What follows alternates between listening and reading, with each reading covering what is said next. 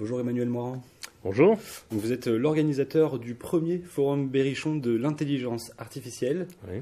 Vous avez notamment œuvré au développement de l'intelligence artificielle dans les secteurs des banques et des assurances, ainsi que des PME. Et vous êtes aussi auteur de certains ouvrages sur l'intelligence artificielle, notamment l'IA éthique. Alors est-ce que vous pouvez un petit peu nous parler de ces livres? Alors moi en fait je vais être très clair, je ne suis pas un docteur en IA, je suis un praticien. Moi je suis maintenant en Cambouis depuis 5 ans maintenant, tous les jours en me levant, j'ai une discipline, c'est que je passe 3 heures sur ChatGPT, Gemini ou Claude, une des IA qui existent, pour travailler et comprendre comment elle fonctionne. Donc ce qui fait qu'à un moment, comme quand on apprend à faire du vélo ou du piano, on devient compétent sur le sujet. Et ça m'a donné envie de traduire ça dans des livres, parce que je pense que le mieux pour que quelqu'un comprenne un sujet, c'est de lire un livre. Donc j'y crois énormément. Donc j'ai écrit beaucoup de livres sur ces sujets-là, dont celui sur l'IA éthique, parce que je pense qu'il y a un sujet important, il faut savoir se servir de l'IA. Par contre, il faut être pragmatique et respecter certains sujets, c'est-à-dire il faut être capable de réfléchir à la gouvernance de l'IA, comment s'en servir bien, comment ne pas s'en servir quand il ne faut pas s'en servir, parce que c'est le cas aussi. Donc voilà, ça m'a beaucoup posé la question de l'IA de demain, il va falloir respecter certaines choses, et ce livre en est la traduction. Voilà. Mais alors justement, quels réflexes on peut adopter, je pense, en tant qu'entreprise, pour s'assurer que son intelligence reste éthique dans son fonctionnement, quoi. Alors déjà, il faut être capable de dire qu'une IA sans supervision ne marchera jamais. C'est-à-dire que utiliser l'IA, c'est bien, c'est un outil, c'est comme Internet, c'est comme l'électricité. Par contre, il faut superviser, il faut contrôler, il faut analyser, et il faut que ce soit l'humain qui garde le dernier mot. Donc pour une entreprise, c'est bien de s'en servir, par contre, c'est l'humain qui doit avoir le dernier mot sur le sujet. Et après, je pense que, comme dans toute technologie, il faut que les entreprises mettent en place des chartes de bonne utilisation de l'IA. C'est-à-dire qu'en fait, on va dire ce qu'il faut faire et pas faire. Et ça, c'est important de le mettre en place dès le début, pas attendre. Mais plutôt qu'une entreprise qui commence avec l'IA, elle la fasse dès la mise en place d'une IA dans l'entreprise. Voilà. Donc l'idée, c'est de les intégrer au RSE, quoi. Évidemment, et en plus, c'est un deuxième sujet, c'est la RSE, c'est la partie ESG, etc. Et je pense que l'IA peut œuvrer dans l'entreprise à ce que l'entreprise respecte ses critères RSE. Et donc, il faut utiliser de la bonne manière. Voilà. Alors comment ça pourrait se traduire? Alors, mis à part une charte, qu'est-ce qu'on peut envisager? Alors déjà, pour bien utiliser l'IA, il va falloir bien s'en servir. L'IA, c'est comme une nouvelle langue, il faut apprendre à parler la langue pour bien interagir avec l'IA. Je vous donne juste un exemple. Si vous parlez à l'IA et vous lui posez des questions, vous allez consommer des milliers de tokens, c'est-à-dire que ça va être très consommateur d'énergie. Si vous lui parlez avec un prompt, c'est-à-dire une bonne technique, vous allez consommer quelques centaines de tokens. Donc déjà, rien que dans le fait de bien s'en servir, vous allez consommer moins d'énergie et donc être plus éthique. Donc la première étape pour l'entreprise, après le fait de faire une charte, c'est le fait de former ses collaborateurs, ses collaboratrices. Il ne faut pas se faire une montagne. L'IA, c'est 10 heures de formation. Donc en 10 heures, c'est quasiment 2 jours, toute personne est compétente. Voilà. D'accord. Alors un autre livre sur lequel vous avez pu travailler autour de l'intelligence artificielle, c'est l'IA et la santé. Et justement, c'est une thématique que vous allez pouvoir aborder dans votre forum. Évidemment, c'est important parce qu'en fait, la santé utilise l'IA depuis déjà des dizaines d'années. Donc les praticiens, les médecins, les infirmières, les sages-femmes utilisent l'IA tous les jours dans leur logiciel. Et moi, j'ai voulu faire un état des lieux, en fait, de ce qui était déjà fait et ce qui allait arriver. Parce qu'il y a un sujet qui est important. L'IA de demain, elle sera, moi je l'appelle ça l'IA émotionnelle. J'ai fait un TEDx dessus à Châteauroux. C'est une IA qui va comprendre en fait les signaux faibles, paraverbales, non verbales. Donc, qui va aider les médecins et les professionnels de santé à interagir avec leurs patients. C'est-à-dire que l'humain sera toujours là, mais il va être assisté. Ça, c'est comme, moi j'appelle ça un exosquelette numérique. Vous avez un exosquelette qui vous aide à marcher, mais c'est vous qui marchez encore. Et quand même, voilà. D'accord. Alors un sujet qui aura le mérite d'être approfondi lors d'une conférence sur ce forum Berrichon de l'intelligence artificielle. Oui. D'ailleurs, vous nous avez envoyé un petit teaser. Je vous propose de le visionner tout de suite. Avec joie.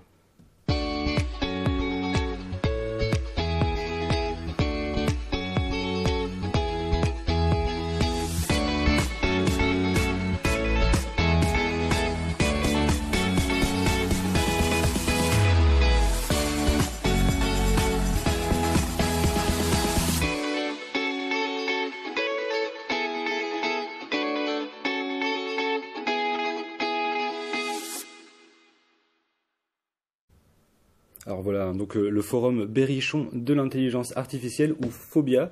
Voilà, quand est-ce que ça a lieu? Alors ça a lieu le 5 avril de 14h30 à 17h30.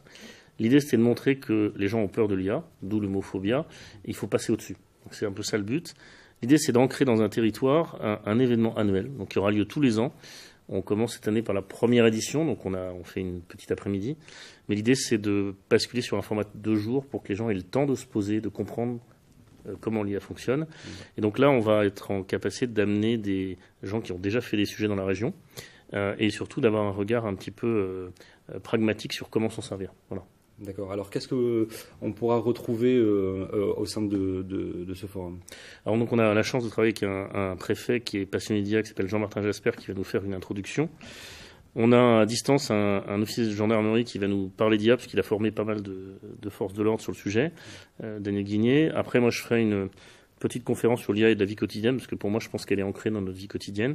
Et on aura des tables rondes de personnes locales qui vont expliquer comment ils s'en servent, avec une démonstration d'un professeur d'université qui va montrer comment il a pu faire une IA qui différencie les bonnes pommes de terre des mauvaises pommes de terre. C'est un sujet très local. Voilà. D'accord. Et alors, j'ai vu aussi qu'il y avait des sessions interactives. En quoi est-ce que ça consiste? Alors déjà, il y aura dans le forum, je dirais, on fera des démonstrations de comment marche une IA pour toutes les personnes qui sont présentes. Et surtout, moi, je voudrais qu'il y ait de l'interaction avec le public et que le public qui sera présent aura tout le loisir de nous poser des questions, de nous demander comment on peut travailler certains sujets. Je voudrais vraiment que ce ne soit pas descendant, mais que ce soit une participation du public. Voilà. D'accord. Voilà, donc un forum qui se déroule sur, on va dire, une après-midi. Mais au final, voilà, quel est l'objectif d'un tel forum? Je veux dire, à qui est-ce que ça s'adresse? Alors, ça s'adresse à plusieurs publics. D'abord, les entreprises. Je pense que c'est très important que les TPE, PME locales comprennent que l'IA est un outil complémentaire pour augmenter leur chiffre d'affaires. Et après, je m'adresse aussi aux particuliers, aux citoyens, aux habitants, parce que comme c'est pas compliqué, ils vont s'en servir pour faire plein de choses, répondre à leurs courriers, faire leur cuisine, interagir, etc. avec leur famille. Et donc, voilà, ça s'adresse vraiment à tout citoyen, finalement. Donc, dans l'objectif de construire cette utilisation des IA au sein de nos territoires ruraux. Exactement, puisqu'il y a un sujet très important, c'est l'agriculture, qu'on va traiter, où il y a une entreprise américaine qui s'appelle John Deere, qui a beaucoup mis d'IA dans ses tracteurs, sauf qu'en fait l'IA, elle sert à plein de choses. Elle peut déterminer la qualité d'un sol, elle peut déterminer que telle culture peut être améliorée ou pas. Donc je pense que les agriculteurs sont assez friands, tous les jeunes, de ce sujet-là, et on va avoir des gens de la chambre d'agriculture qui vont être là pour nous aider à en parler. Voilà. D'accord. Et alors j'imagine que vous l'avez expliqué, hein, vous allez faire une partie sur comment l'IA va impacter notre vie quotidienne. Voilà, rapidement, là, est-ce que vous pouvez nous donner quelques clés de compréhension par rapport à ça?